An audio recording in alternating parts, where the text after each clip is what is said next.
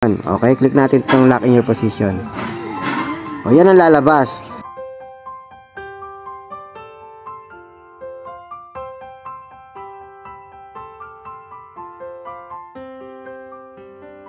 Okay, ito na. Payment method. Ano bang klaseng payment gagawin mo? Credit card, cryptocurrency tayo. I-click natin to. Pay using cryptocurrency tayo. Okay? So, click natin yung continue. Okay. Ayan. Ito na po siya. No? Re-review natin.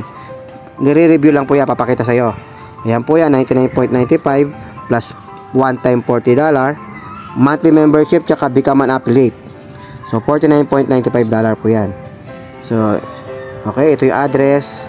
Block 32 Lot 2 Northville 1 Valenzuela, Bignay, NCR 1440. Then, click mo to. I understand, tsaka I agree. Okay? So, gusto mo, basahin mo muna. Okay? So, then, click mo tong complete my sign up. Yan. Then, i-click mo tong pay with crypto. Yan. Tapos, click mo yung arrow dito. Sa kanan ng blank. Select your payment currency. Yan. So, mamili ka na kung anong token ay pambabayad mo. So, ako, pwede Bitcoin, Bitcoin Cash, Cardano, Dash, Doge, Ethereum, Litecoin, Polygon, Matic, Ripple, Solana, or USDT Tron. Ang pipiliin natin ngayon is USDT Tron. Ito gagamitin natin. Yung Tron, yan po yung network. Okay, yung USDT, yan po yung token. Click natin ngayon yan, USDT Tron. Ayan. So, ayan na po yung amount. 49.95. Okay? So, dito naman ito naman yung wallet address sa ilalim. Ayan. Kiklik mo na yung copy. Copy address. So, copy na natin. Nakopid na. Punta na tayo ngayon sa Binance. Pambabayad natin ngayon yung token natin. Okay. So, buksan lang natin itong Binance ko. Okay. So, tayo sa spot. Okay. Ito na po yung token ko. $52. Sobra pa po yan. So, click mo tong withdraw. Then, pag-click ng withdraw, piliin mo na yung USDT. Then, send via crypto network. Okay, yan na. So, ngayon, i-paste natin dito yung wallet address na kinapin natin. So, di ba Tron yun? Piliin natin yung Tron. TRC20. Click natin ngayon yan. Okay, hanapin mo ngayon yung Tron. Baba tayo. Ayun, nasa ilalim yung Tron. Tron TRC20. Para walang po yan. Click mo yan. Okay? Then, confirm. Okay, so, lagay mo yung amount. 49.95. So, may gas fee po yan, kaya hindi po kailangan 49.95. Ilalagay natin dito. Nakita mo sa ilalim? Receive amount. Diyan po tayo magdidepende. Pag nilagay mo dito, 49.95, ang lalabas sa ilalim, receive amount, 48.95. Meaning, kulang po yan. Pag kulang, hindi po tatanggapin yan ng live good, hindi magsa-successful yung payment mo. Okay? Ngayon, ang gagawin natin, dadagdagan natin to ngayon. Okay, dagdagan natin to.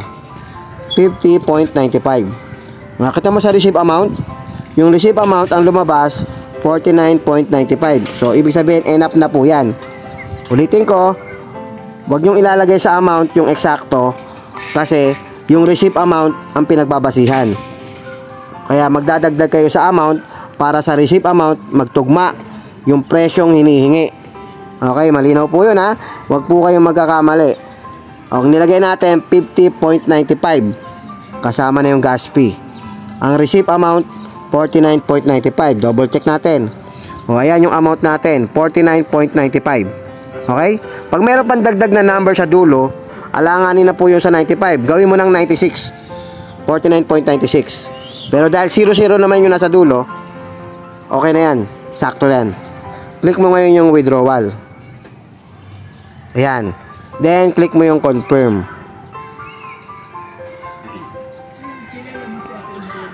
Ayan, verification. Thumbnail. Pero, okay. Withdrawal processing. Kadalasan po lumalabas po doon yung OTP na email tsaka SMS. Kukunin mo yung OTP number, 6 digits, saka sa SMS, 6 digits. I-enter mo. Kadalasan po, yun ang makikita nyo ha. So, So nagkataon po itong sa akin naka-enable po yung thumb mark ko. Minsan po thumb mark na lang ang hinihingi sa akin. Biometrics na lang. Okay, malinaw po Minsan hindi po puro biometrics. Minsan po OTP ng email tsaka SMS. Yun po ilalagay nyo para mag-proceed po tayo dito. Para maging processing. So ngayon processing na po ito, 49.95. Hintayin lang po natin ng mga ilang minuto. More or less mga siguro 5 minutes lang yan. Magiging withdrawal successful na po yan. So hintayin lang po natin Balikan ko po kayo. Okay guys, so after mga 5 minutes, ayan nag-email na po yung Binance ko na withdrawal successful na po. Ibig sabihin tinanggap na po yung $49.95. So ngayon, ibig sabihin activated na po yung account. So gawin natin, i-login natin yung account, okay? So login po natin. Punta tayo sa browser, livegood.com, okay? livegood.com. O diyan po tayo magla-login. Okay? So pag-click mo na livegood.com, okay, i-click mo lang yung tatlong guhit sa kanan, click mo yung login. Okay, tapos ilagay mo yan yung username. Ano ba yung username na ginamit natin? Eli10. Okay, Eli10. So, yung password, lagay natin yung password. Okay. Okay, yan na po yung username at password na kinreate natin. Login now. So, ayan na po. Welcome to Elisa Pamatiga. You're in control. Ibig sabihin, naka-login ka na po.